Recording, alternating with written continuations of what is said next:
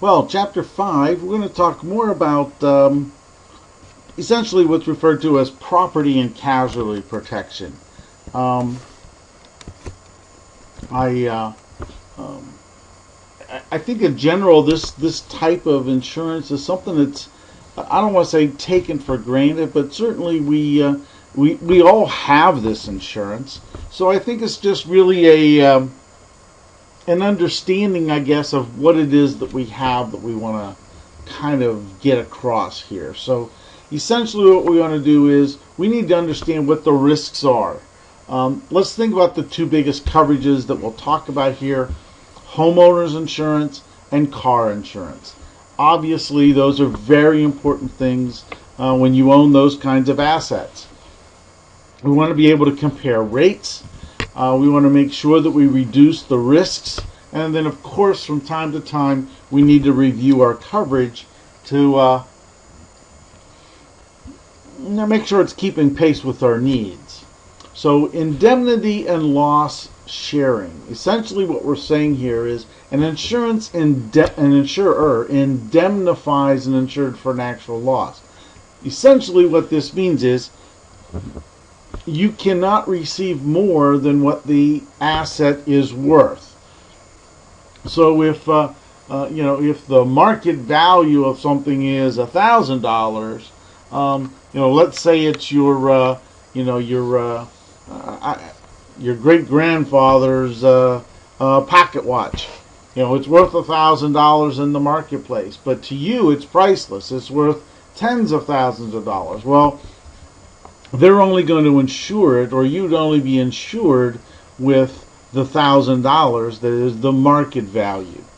So again, we want to make sure that we take care of the significant risks, and obviously not necessarily then pay for those risks that are lesser, those risks that we might be ultimately be able to handle ourselves. So we need to obviously think about how to shop for insurance. I don't think this is a pleasant or fun thing to do, obviously. And quite frankly, I think many times who you have for insurance is a function of family. I've had the same insurance company for my vehicles and now my home that I've had since I was 16 years old. So it's been quite a long time.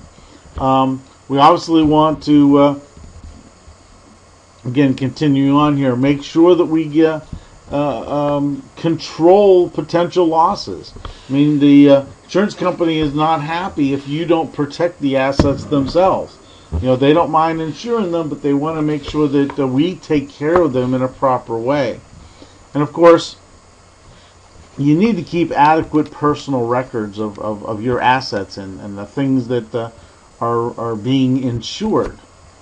So ultimately, the difficulties in property casualty is, there's special skills required to figure out how much you need.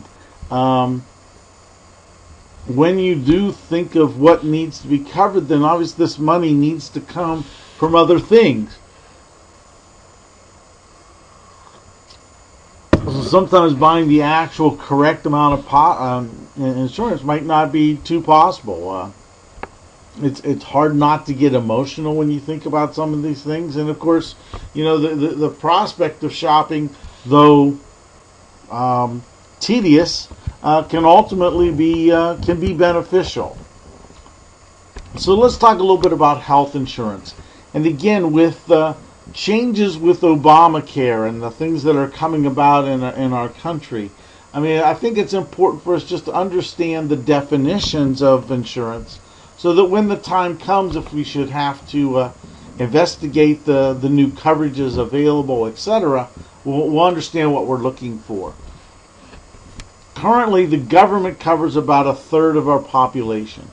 Employers cover another 43%. Self-insurers comprise about 7%. And in the end, again, hence the rise of Obamacare, is to try to cover this other 20% of the population as being as uninsured. And again, I hate to bring into what people say in the news, because you never really know what's right and what's wrong. But there are reports that there are the states who have embraced the concepts of Obamacare. And the ones I can think of, Massachusetts, which already had it in place. California is another state. That those states that have embraced Obamacare have seen decreases in premiums and coverage. I don't know that that's right or wrong, but the point is, if we get more people buying insurance, regardless of the price of what they ultimately pay, we get those people into the more personal health care issue and out of the public health care issue. That is, it would be nice if we could get more people out of the uninsured rank. Currently, if people are sick and they're not insured, they go to the hospital. So when they go to the hospital, they go to the emergency room, and that level of care is extremely expensive. So now the cost goes up, but these folks don't have any money, so who ultimately pays? The people who ultimately pay are the rest of us. And of course, we don't pay for that. Our insurance company pays for that. So in order for the insurance company to cover this, we all pay higher premiums. So what are the ultimate sources of health care? Right? I'm sure you've heard of things referred to as Blue Cross and Blue Shield. I mean, every state has a corporation called Blue Cross and Blue Shield. This is the health care system that obviously is in every state. We also have what are referred to as managed care organizations. HMOs are health maintenance organizations. Preferred providers, exclusive provider organizations, point of service plans. These are all different types of things that are, in one way or another, very similar of like a corporation that manages a program. A company decides what is to be paid for, how things are being reimbursed, etc. Self-funded employee health benefits. I mean, some large companies create their own pools, if you will, of funds just to pay for the benefits of the people that work for them. Obviously, we have commercial insurance companies. We know about those. And, of course, government health insurance. So what are the different types of health insurance? Hospital insurance has several different forms. Hospitalization insurance itself is expense reimbursement. The insurance pays a flat rate. In a service contract, they pay actual rates. A hospital indemnity insurance, a certain amount of maximum is paid each day to the policy holder, and then they make up the difference. So for instance, they say, look, we're going to pay you $300 a day that you're in the hospital, but the hospital charges $500 a day. The other $200 is what you make up. And again, we have hospital insurance incurred plans. These are the Blue Cross type plans.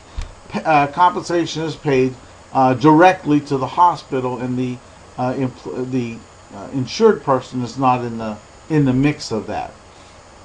Surgical insurance, obviously, it pays certain dollar amounts for certain procedures. And then we have medical expense insurance, pays for doctors, specialists, etc. Major medical insurance, expense insurance, pays charges that maybe other policies might not. What these essentially do is they set a maximum amount, $1 to $2 million a year, is what they pay per out your lifetime. Again, this covers other things that might not necessarily be covered directly under the other plans that you may have. So a comprehensive health insurance is one that takes everything into account. It takes all of those previous insurances we talked about, combines them all into one package. These, again, are not quite as popular as they used to be, mostly because of their expense. You can purchase supplemental health insurance to cover up some gaps. And, of course, we've all heard of drug expense, vision insurance, prescription drug insurance. All of these are, again, just different types of health insurance. So thinking about a contract, a health insurance contract, we obviously need to have an understanding of what are the covered benefits. And quite frankly, I'm just as bad at this as anybody else.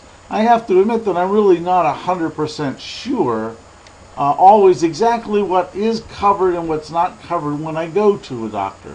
So sometimes I do get surprised. There could be some excluded conditions or pre-existing conditions that are concerned about or that are not covered in a contract. Well, with the new Obamacare thing, you cannot be declined because of pre-existing or these other excluded, in quotes, conditions. So that's something that has been, hopefully for the better, eliminated from health insurance contracts. There could be deductibles or coinsurance. This was referred to as loss sharing when we talked about this in a previous chapter. So there could be arrangements made so we can split back and forth between who actually covers the insurance. There are grace periods, reinstatement periods. These are in all insurance contracts. There's a change of occupation or illegal occupation types of contracts. What happens if you change your job? What happens if you have an illegal job? How are those things covered in a contract? How does the contract cover things like alcohol and drug use? Right? Is there any kind of a coordination of benefits? This becomes particularly important for if you're in an accident, say. Whose insurance ultimately covers it? Well, somebody will be declared to be responsible, and their insurance will have to cover the issues. But what about the remaining issues? Who ultimately is covered under that plan? Frequently companies will cover husbands and wives, but yet at the same time, if you work in another company and they cover husbands and wives, you can't be covered twice by the same insurance or by two insurances, because insurance is there only to, back to another phrase, indemnify you. It's only to make you whole, not to provide with a profit mechanism. So how do these deductibles and things work?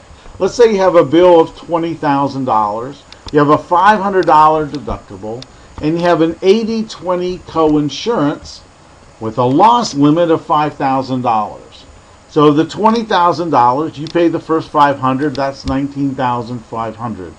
You pay the next 20% because of the 80-20 coinsurance, so you pay $3,900. The insurance company pays $15,600.